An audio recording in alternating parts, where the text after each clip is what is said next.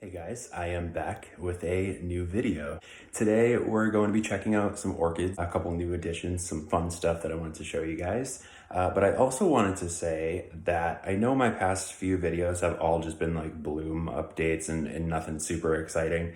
I used to do more kind of different videos. I would mix it up and show you guys my reptiles and maybe show you some non-orchid plants and stuff like that. So I want to bring some of those videos back. I have a lot of plants that aren't orchids. If you're interested in seeing a non-orchid plant collection tour, I'd also like to incorporate my terrariums and stuff a little bit more. And I am going to try growing mushrooms for the first time, so that's going to be a fun little experiment. So I just wanted to let you guys know that I have some cool kind of different stuff coming up in the future. But for today, we're going to be doing orchids. It's always going to be mostly orchids on my channel, but once in a while, I like to change it up if that's okay with you guys. So thank you so much for watching. Please subscribe to my channel if you haven't already, and let's go check out some orchids.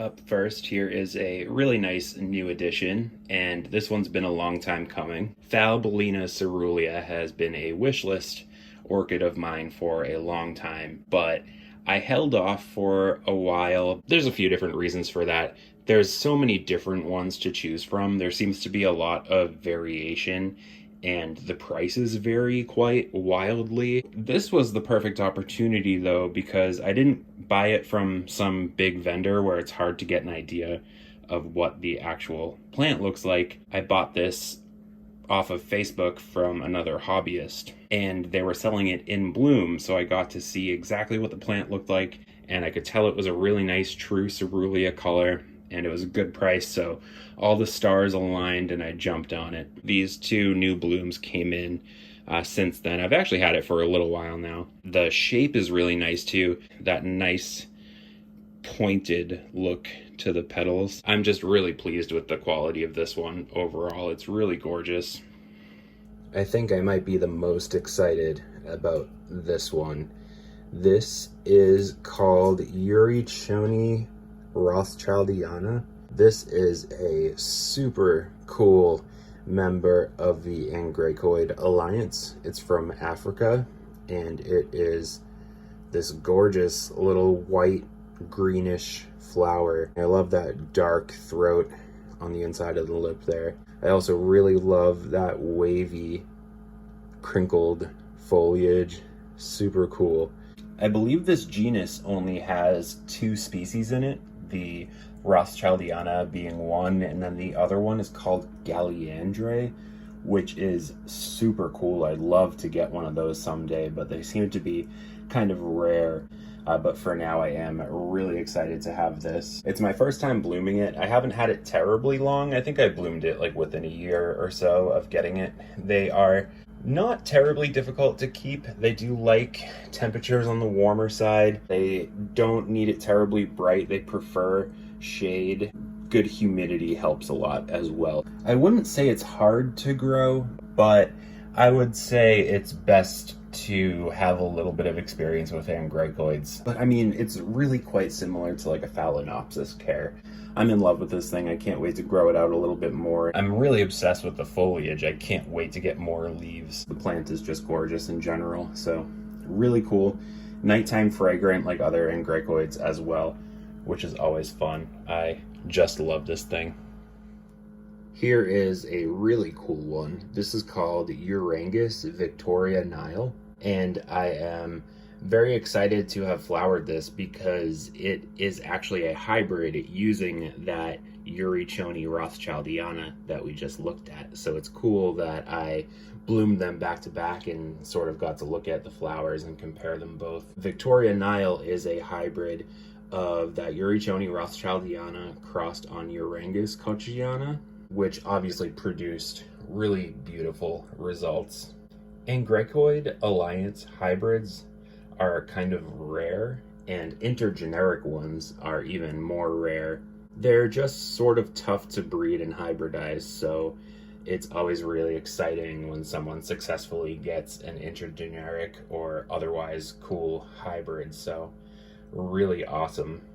And like I always say about primary hybrids, I love how you can sort of see both parents so clearly in the flower. The flowers sort of get that unusual look from the Yurichoni, but the Orchid kind of increases the flower count, makes the spike a little bit longer, and spreads the flowers out a little bit, but it still retains that kind of cool look with that bit of like a greenish color from the Yurichoni. It's just wonderful. There's a look at the plant. Most of the Angraecoids are sort of like intermediate to warm growing. I did bloom this underneath my lights, but they do grow kind of shady, so I definitely keep it off to the side. As you can see, the flowers are quite big, very fragrant at night. I can sometimes smell it during the day too, and it's just amazing. So I'm super thrilled to have it, and I'm so excited it bloomed so soon for me. I just love it so much. We have the beautiful Habaneria Ericckelly Eye. And when I bought this, it was tagged as Habaneria Rothschildiana pink.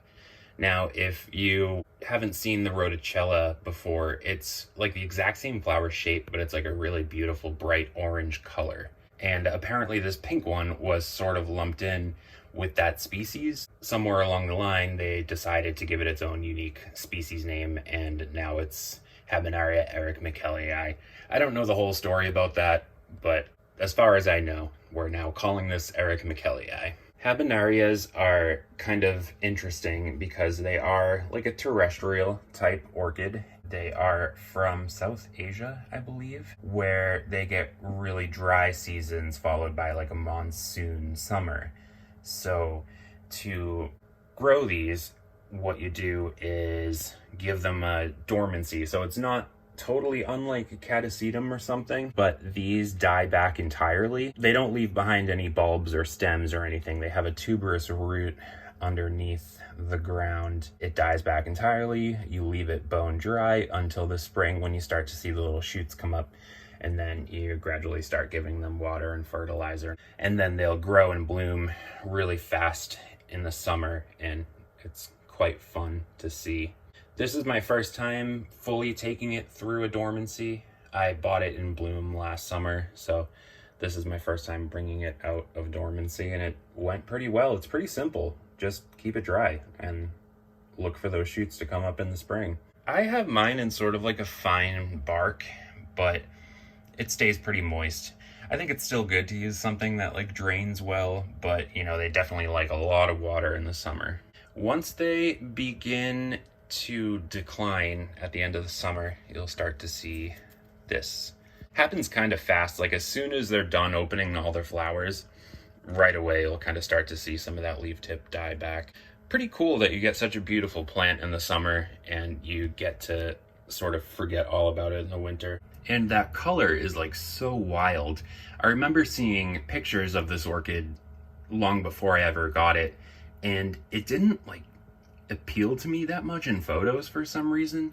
I think the color just doesn't show up very well in pictures. A lot of the Habanerias have really nice bright colors. The orange one is quite neon colored as well. This one's really fragrant too. It's a bit of an odd smell. It's a bit like cinnamon, a bit like cloves, kind of spicy. Some people describe it as smelling a little bit like hot dogs or something, but don't let that scare you off of it. It's definitely not like a bad smell. It just has sort of like a savory note to it, I guess. I don't know. But yeah, really cool orchid. So glad to have it. Let me know if you guys grow Habanerias. I would like to learn more about them and maybe pick up one or two other species someday because they are super cool. Last but not least, we have a couple cool Catasetum type orchids to check out. So let's take a look. Up first here is one of the oldest Catasetums in my collection. It's an SVO hybrid. It's Fred Clarkya Midnight Lace cross Catasetum frillidoris. And there's a look at the flowers. I'm frustrated with this plant. I've come to feel kind of like indifferent towards it. The flowers are kind of cool looking.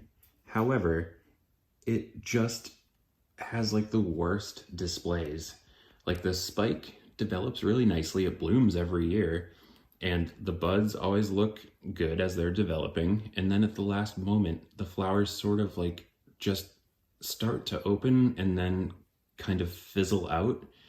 The spike is staked up now, but the flowers would point just like totally straight down if I didn't try to prop them up. And I don't just mean the spike is pendulous. That's kind of normal with a lot of Catasetums, but usually even on a pendulous spike, the flower would sort of, still face forward and kind of open up nicely, but not with this one. This is like one of the better displays I've had. And as you can see, most of the flowers have done virtually nothing. They open up to about here and then stop.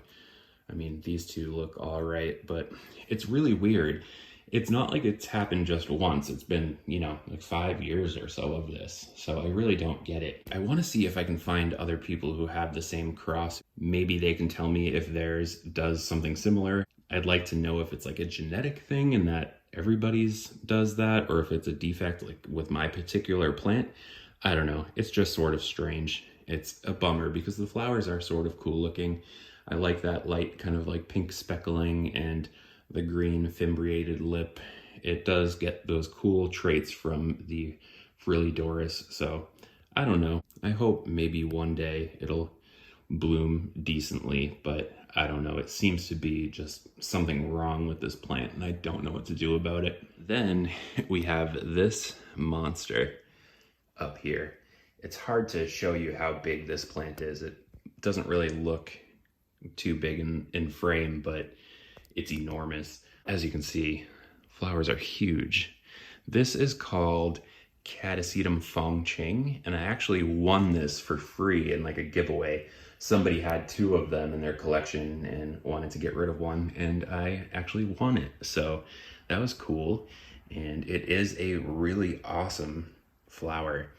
For some reason, like the pictures don't really do it much justice. It does look like a little bit plain, like it's kind of just that solid color, but I don't know. When you see them in person and you see how big and waxy and open the flowers are, and it has that cool kind of like speckling on the back of the lip there, it is like a really stunning, beautiful plant. It just has like a nice growth habit for a Catasetum. Sometimes the plant itself, the bulbs, can lean over a ton and, be kind of difficult, like this one. This is an example of a difficult Catasetum, but in stark contrast, this one stands up so straight. I sometimes don't even have to like stake this at all. Like last year, the spike was like straight up. It was wonderful. This time it's hanging a bit more, but it's still like a really nice sturdy spike. The blooms open up so wide and flat. It's just gorgeous. I love this thing. And it's fun that it was sort of like a free gift too. So it's nice. It's just a really nice Catasetum. Always blooms, always has like a really nice display. I thought I was like neglecting my Catasetums a bit this year, but this one still produced like just as many flowers and still looks amazing. So super happy with this one. All right, guys, I think I'm going to wrap it up here, but thank you so much for watching. I hope you enjoyed it. Stay tuned. Like I said, I have some kind of fun, different videos planned for the future, and please subscribe if you haven't already. That means a lot to me. Leave me comments, hit the like button. All that stuff really means a lot. So thanks so much for the support. Thanks for tuning in. See you in the next one. Bye.